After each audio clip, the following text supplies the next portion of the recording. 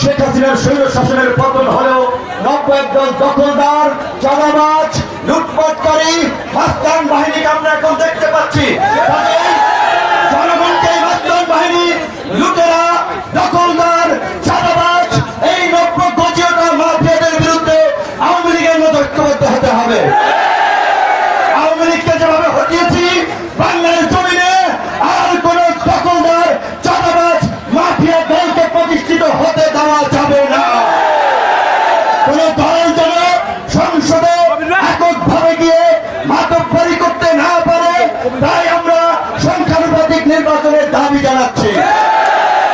এই সংসদকে কার্যকর সংসদ করা, জনগণের প্রতিটি ভোটের মূল্য দেওয়ার জন্য প্রত্যেকটি রাজনৈতিক দল যারা যে অনুপাতে ভোট পাবে সেই অনুপাতে তাদের প্রতিনিধিত্ব সংসদে থাকবে।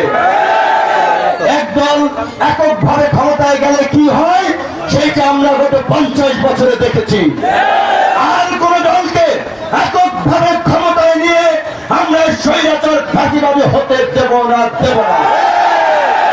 গণ অধিকার ট্র্যাক প্রতীকে নির্বাচিত হয়েছে।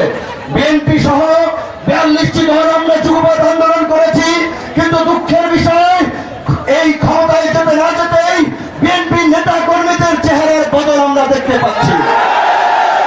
আওয়ামী ফাঁসিবাদের প্রতিধ্বনি তাদের কর্মকাণ্ডে আমরা শুনতে পাচ্ছি। কাজী পরিষ্কার কথা, বিএনপি যদি এটা উপলব্ধি করে, যারা আন্দোলন করেছে বিগত 1.5 দশক রক্ত দিয়েছে, তাদের নিয়ে জাতীয় সরকার করবে, তাদের মূল্যায়ন করবে, তবেই বিএনপির সাথে জোট হবে, বিএনপির সাথে রাজনৈতিক সমঝোতা হবে। অন্যথায় বিএনপির বাইরে বিকল্প জোট হবে, বিকল্প শক্তিকে নিয়ে এককভাবে নির্বাচন করা হবে। অনেকদিন ধরে ফেলে আসছি, সেই ঐতিহাসিক শেখ সাহেবের কথার মতো চোরায় নাহি শুনে ধর্মের কাহিনী বারবার বলে আসছি। আওয়ামী দখলদার চাঁদাবাজদের হটিয়েছি, পত্রিকা অফিস দখল হয়ে যাচ্ছে, গার্মেন্টস মিল ফ্যাক্টরি দখল হয়ে যাচ্ছে, ব্যবসা প্রতিষ্ঠান দখল হয়ে যাচ্ছে, মানুষের গেট দখল হয়ে যাচ্ছে, চর দখল হয়ে যাচ্ছে। এই দখলদারির জন্য ছাত্র জনতা জীবন দেয় নাই, কিন্তু ওই যে চোরায় নাই শুনে ধর্মের কাহিনী যারা এগুলো করছে তাদের কানে যাচ্ছে না। সরকারকে আমরা অনুরোধ করব, অবৈধ অস্ত্র উদ্ধারের জন্য যেমনি ভাবে যৌথ বাহিনী নামানো হয়েছে, অনতিবিলম্বে এই দখলদার, চাঁদাবাজ, মাফিয়াদের দমন করার জন্য এই যৌথ বাহিনীকে দিয়ে সন্ত্রাস বিরোধী কার্যক্রম পরিচালনা করতে হবে। আজকে চিন্তা করতে পারেন, আমরা যে সংগ্রাম করেছি, সেই আন্দোলনের নেতৃত্ব দিয়েছি, আমি আমার জেলায় আসবো, সেই জন্য আজকে বাধার সৃষ্টি করা হয়।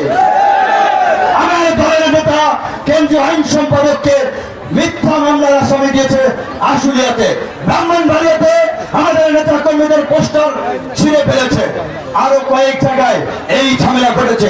আমার খালু লাউকাঠি থাকে, ইউনিয়নের পার্টি নেতারা, সাথী নেতারা তাদেরকে হুমকি দিচ্ছে। হ্যাঁ, তোমরা পার্টি নেতা, তোমাদের টপ লিডাররা আমাদের সাথে দেখা করার জন্য, মিটিং করার জন্য সময় চায়, বিনয়ের সাথে কথা বলে।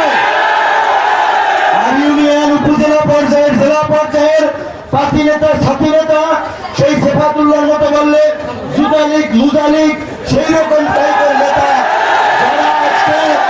যাদের আজকে পাটনা গজিয়েছে, পাটনা ভেঙে যাবে, পরিষ্কার ভাবে বলে দিচ্ছি।